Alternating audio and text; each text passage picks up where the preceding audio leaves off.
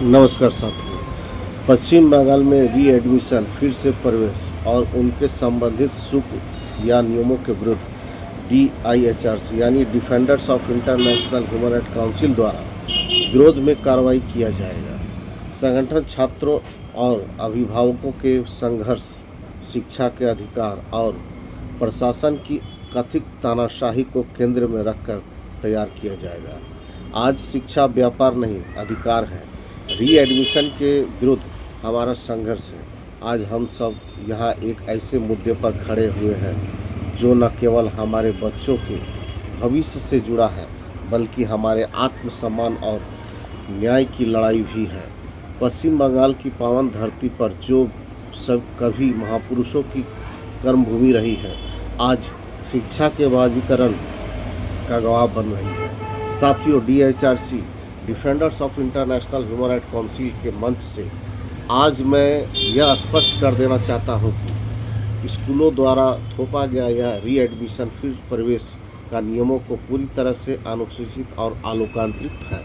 एक छात्र जो अपने ही संस्थान का हिस्सा है, उसे हर साल या हर सत्र से फिर प्रवेश के नाम पर मोटी रकम देने के लिए मजबूर क्यों किया जा रहा है?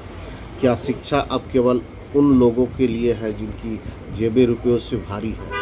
हमारा विरोध इन मुख्य बिंदुओं पर है जो आर्थिक शोषण, रीएडमिशन के नाम पर अभिभावकों से अवैध तरीके से वसूली की जा रही है, जो शिक्षा के मूल अधिकार है उल्लंघन है। मानसिक दबाव, छात्रों के प्रवेश रद्द करने की धमकी देकर उन पर और उनके परिवार पर मानसिक दबाव बनाया जा रहा है। नियमों के आने की कई चीजें स्थान सरकारी निर्देशानुसारों को ताक पर रखकर अपनी मनमानी कर रहे हैं। प्रशासन और संस्थानों को हमारा संदेह, डीएचआरसी संगठन यह मांग करती है कि इस रीएडमिशन की प्रक्रिया को तुरंत समाप्त किया जाए।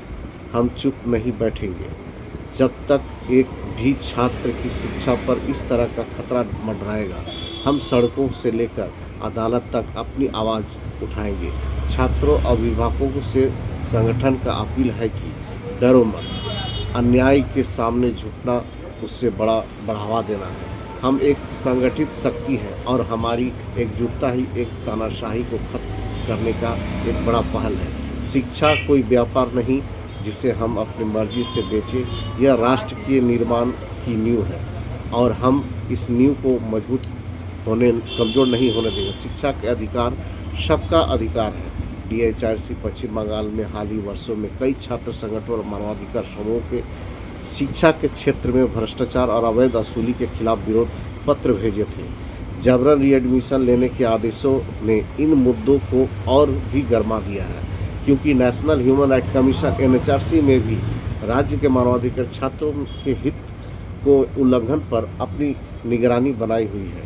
साथ ही साथ संगठन भी आगे की कार्यवाही की प्रक्रिया को बरकरार रखेगी।